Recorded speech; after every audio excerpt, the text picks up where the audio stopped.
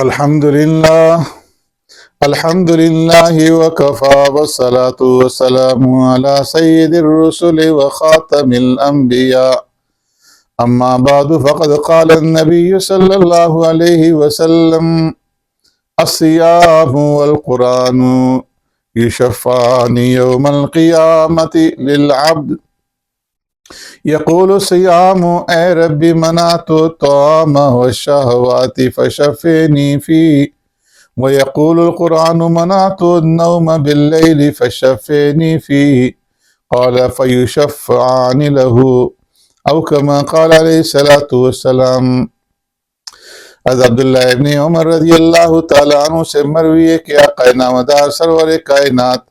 رحمت دو عالم صلی اللہ علیہ وسلم نے ارشاد فرمایا کہ قیامت کے دن بندے کے حق میں خود روزہ اور قرآن سفارش کریں گے۔ روزہ کہے گئے میرے پروردگار،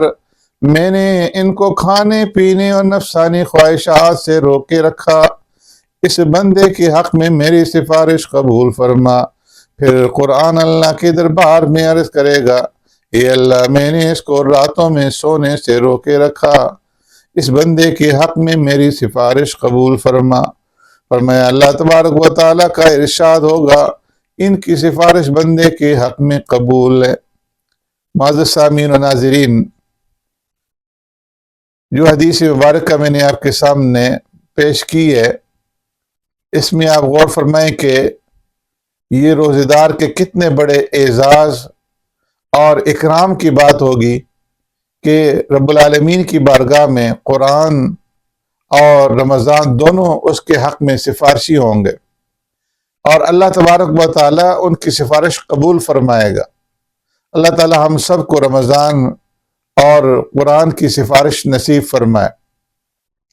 لیکن روزوں اور رات کے نوافل، تراویح وغیرہ کی یہ ساری فضیلتیں اور برکتیں اسی وقت حاصل ہو سکتی ہیں جب کہ یہ عبادتیں اخلاص کے ساتھ کی جائیں اور اللہ تعالیٰ سے مکمل لو اور مکمل تعلق لگایا جائے، جوڑا جائے، اور ان ہدایات اور تنبیہات کے مطابق یہ عبادتیں کی جائیں جو پیارے پیغمبر صلی اللہ علیہ وسلم نے بیان فرمائی ہیں۔ ورنہ بھوکا اور پیاسا رہنا بے فائدہ اور راتوں کا جاگنا بے سود ہوگا، مشقتوں کا جھیلنا بیکار رہے گا۔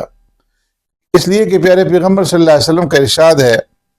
کم من صائم لیس لہ من صیامہ الا الذم وکم من قائم لیس لہ من قیامہ الا السہر۔ اور میں کتنے ہی روزے دار ایسے ہیں کہ ان کے روزوں کا حاصل سوائے پیاس اور بھوک کے کچھ نہیں، اور کتنے ہی رات کو تراویح پڑھنے والے ایسے ہیں کہ سوائے جاگنے کے ان کی تراویح کا کچھ فائدہ نہیں۔ پیارے پیغمبر صلی اللہ علیہ وسلم کا ایک دوسرا فرمان اس بات کو مزید واضح کرتا ہے۔ پیارے پیغمبر صلی اللہ علیہ وسلم کی الفاظ مبارکہ ہیں، من لم یدع قول الزور والعمل به فلیس للہ حاجۃ فی ان یدع طعامہ وشرابہ۔ فرمایا کہ جو شخص روزے میں جھوٹ اور غلط باتیں نہ چھوڑے تو رب العالمین کو اس کے بھوکے پیاسے رہنے کی کوئی ضرورت نہیں، اور رب العالمین کو اس کی کوئی پرواہ نہیں۔ ایک حدیث میں پیارے پیغمبر صلی اللہ علیہ وسلم نے ارشاد فرمایا، اذا کان یوم صوم احدکم فلا یرفث ولا یسخب فإن صابه أحد أو قاتله فليقل إني صائم۔ جب تم میں سے کسی کے روزے کا دن ہو تو وہ کوئی بیہودہ حرکت اور بیہودہ بات نہ کرے اور تیزی میں زور سے نہ بولے، اور اگر کوئی دوسرا اس سے گالی گلوچ کرے یا اس سے لڑنا چاہے تو اس سے کہہ دے کہ بھائی انی صائم، میں روزے سے ہوں۔ حضرت عمر فاروق رضی اللہ تعالیٰ عنہ جیسے جلیل القدر صحابی کہ جنہیں اللہ کے محبوب صلی اللہ علیہ وسلم نے اللہ سے مانگا تھا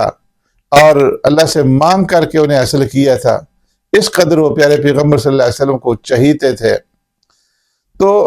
حضرت فاروق اعظم رضی اللہ تعالیٰ عنہ روزے کے بارے میں فرماتے ہیں کہ لیس الصیام من الطعام والشراب وحدہ ولکنہ من الکذب والباطل واللغو۔ حضرت فاروق اعظم رضی اللہ تعالیٰ فرماتے ہیں کہ روزہ میز کھانا پینا چھوڑنے کا نام نہیں ہے، بلکہ روزہ تو جھوٹ اور باطل نظام اور فضول اور لغو باتوں سے بچنے کا نام ہے۔ ایک جگہ حضرت مجاہد رحمۃ اللہ تعالی علیہ سے مروی ہے کہ جو شخص